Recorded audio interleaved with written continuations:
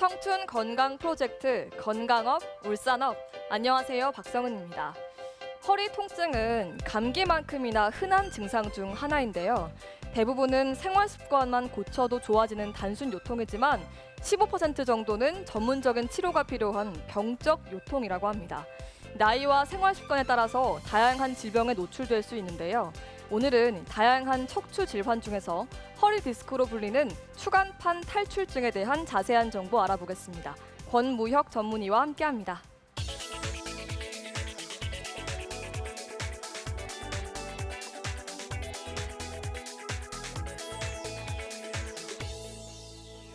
네, 선생님. 사실 요통은 누구나 한 번쯤은 겪게 되는데요. 사실 움직이지도 못할 정도의 통증이면 생활에 아주 심각하게 영향을 미칠 것 같은데 의외로 흔하지만 심각한 요통, 원인은 어디에 있을까요? 이제 많은 분들이 허리 통증과 척추 질환, 허리 디스크를 이제 동일하게 생각하시는데요. 허리 통증은 누구나 살면서 경험하게 되고 이 중에 한 90% 정도는 단순 요통에 해당됩니다. 단순 요통 같은 경우에는 휴식을 통해서 저절로 낫게 되는 경우가 대부분이고요.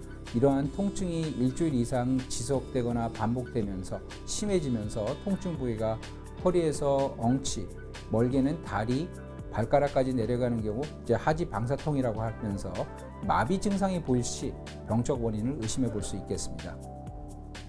네, 요통 중에서 가장 흔한 게 디스크라고 불리는 추간판 탈출증이라고 하는데요. 추간판 탈출증에 대해서 자세한 설명을 부탁드립니다. 네, 허리를 이제 다친 적도 없고 전조 증상도 없었는데 갑자기 허리에 이제 극심한 통증이 느껴지고 몇 주 동안 허리 통증이 계속 이어진다면 급성 허리 디스크를 의심할 수도 있습니다. 이제 디스크의 경우에는 퇴행성 질환이기 때문에 갑자기가 허리가 아프다고 해서 디스크가 갑자기 온 것은 아니고요. 하나의 원인을 꼽을 수는 없겠지만 반복된 잘못된 자세와 운동 부족으로 인해서 디스크가 서서히 진행되고 이 와중에 갑작스러운 충격으로 인해서 악화되는 경우가 있습니다.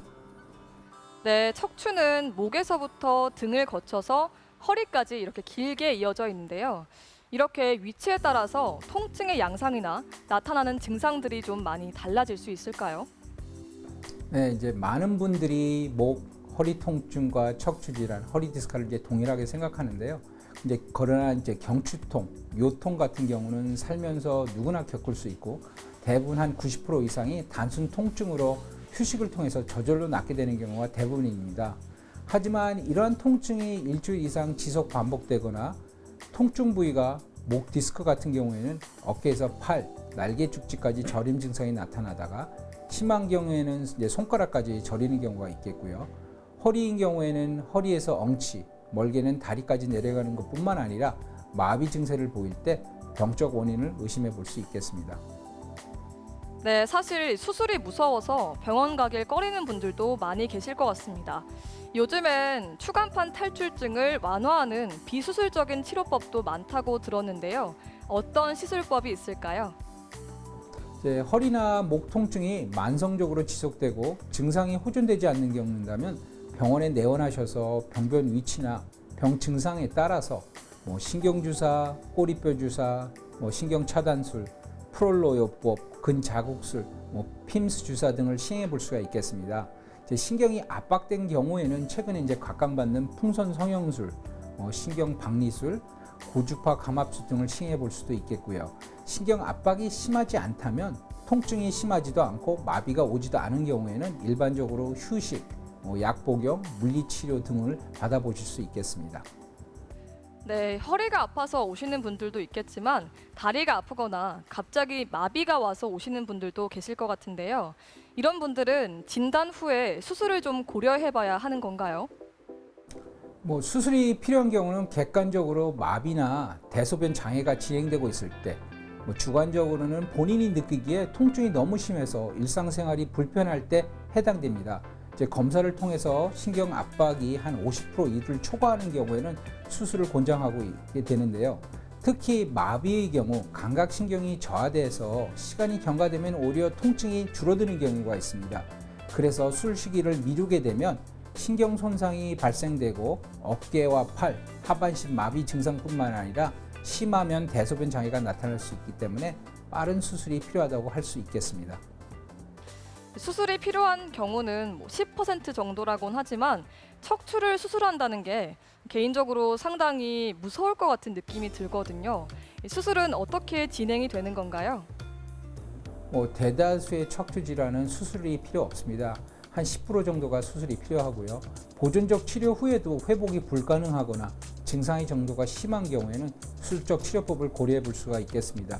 전문의 선생님이 환자의 상태나 증상의 정도 등을 면밀히 고려해 시행해 볼 수 있겠습니다. 추간판 탈출증은 치료를 받더라도 재발하기가 아주 쉽다고 알고 있는데요. 재발하는 이유는 무엇일까요?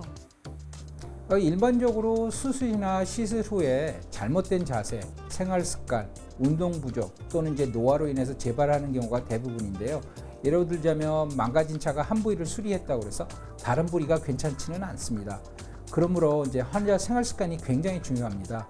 수술이 반드시 필요한 경우에는 전체 허리 디스크 환자의 5에서 10% 정도에 불과하기 때문에 불필요한 수술을 받기보다는 재발에 대한 걱정 없이 척추의 근본적인 치료를 받고 꾸준한 관리가 필요합니다.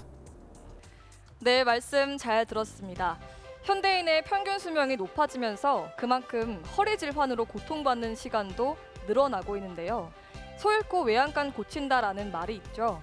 아무리 작은 허리 통증이라도 무시하지 말고 평소 몸의 상태와 증상을 자세히 살피면서 치료 시기를 놓치지 말아야겠습니다.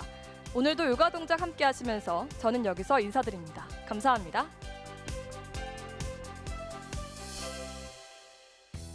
안녕하세요. 요가 강사 이예진입니다. 오늘 저와 함께 배워보실 자세는 어깨 관절의 유연성 향상에 도움을 주는 자세입니다. 편안하게 앉으신 상태에서 척추는 바르게 세워주시고 양손을 머리 뒤로 가져가 깍지 낍니다. 마신 호흡에 팔꿈치를 활짝 열었다가 내쉴 때 두 손 가슴 앞으로 가져오시며 손바닥을 모아주시고 팔을 지그시 뻗어 아래쪽 사선 방향으로 내려주세요. 마시고 손머리 뒤, 팔꿈치 활짝 열었다가 내쉬며 손바닥 모으며 아래 사선 향해 팔꿈치를 지그시 뻗어줍니다. 천천히 30회 반복해 주세요.